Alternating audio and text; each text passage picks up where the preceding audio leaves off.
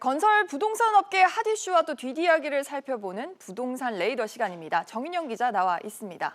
정 기자, 두산중공업이 경영난을 겪으면서 모기업인 두산그룹도 좀 위험이 전이가 되면서 강도 높은 자구안을 제출하는 등 위기감이 큰 상황인데 이런 가운데 분당에 지은 신사옥 여기에 입주하려던 계획에 차질이 생기는 거 아니냐 이런 전망까지 나오고 있지 않습니까? 네, 두산그룹이 짓고 있는 이 분당 신사옥 우여곡절이 많은 곳입니다.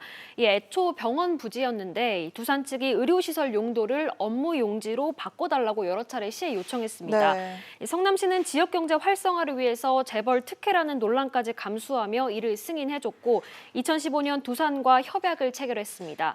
이 협약에 따르면 두산그룹 내 5개 계열사 약 4,500명 규모 인원이 분당 신사옥에 이주합니다. 성남시가 이런 논란에도 불구하고 승인을 내준 거는 이렇게 옮겨가면 세금도 내고 소비도 느니까 이점이 있기 때문에 그런 걸 텐데 당초 여기 신사옥에 옮길 예정이었던 계열사 중에 일부가 매각 이슈가 있어서 당초 성남시랑 약속을 지키기 어려운 게 아니냐 이런 얘기 나오고 있잖아요. 네, 협약 당시에 두산건설, 두산 DST, 두산엔진, 두산매거진, 오리콤 이렇게 계열사 5곳이 올해 본사를 옮길 계획이었습니다. 하지만 두산 DST와 두산엔진은 매각됐고 이 두산건설도 매각 가능성이 불거지자 성남시와의 약속을 지키기 어려운 것이 아니냐 이런 우려가 나오고 있는 겁니다. 하지만 두산 측은 이르면 올해 말에 두산중공업과 두산인프라코어, 두산밥캣 등 핵심 계열사 직원들이 이주할 예정이라는 입장입니다. 네. 두산의 본사 이전으로 110억 원의 세수 수입과 2천억 원이 넘는 지역경제 파급 효과를 기대했던 성남시 입장에선 한시름 덜게 된 겁니다.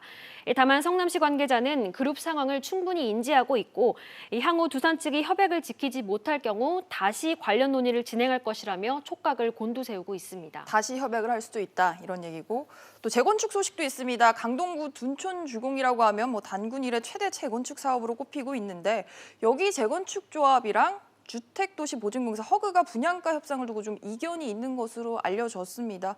결국은 조합이 후분양까지도 고려를 하고 있다고요. 네, 조합은 분양 가격 3.3제곱미터당 3,550만 원을, 허그는 2,900만 원대 금액을 제시하고 있습니다. 조합은 허그 제시 금액은 도저히 수용할 수 없다는 입장인데요.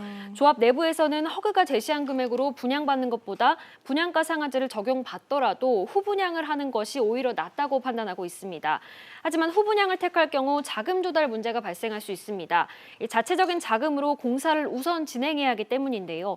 코로나19로 자금 조달 시장이 경색된 상황에서 쉽지 않을 것이란 말이 나오고 있습니다. 또 이런 얘기들도 있습니다. 이 대형 건설사들이 코로나19 이후에 유튜브로 좀 채널을 옮겨가고 있다 이런 얘기도 있습니다. 네, 최근에 코로나19로 이 자사가 분양하는 아파트의 오프라인 견본주택을 열지 못하자 온라인에 힘을 싣고 있는 겁니다. GS건설은 업계 최초 유튜브를 통한 견본주택 라이브 방송을 하기도 했는데요. 고객들이 온라인으로만 집을 보는 것이 한계가 있다고 판단해서 실시간 소통 방식을 택한 겁니다.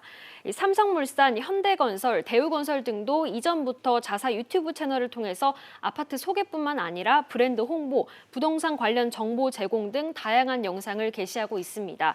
코로나19를 계기로 유튜브를 활용한 소통이 더욱 각광받을 것으로 보입니다. 네, 부동산 업계 소식들 짚어봤습니다. 정 기자 잘 들었습니다.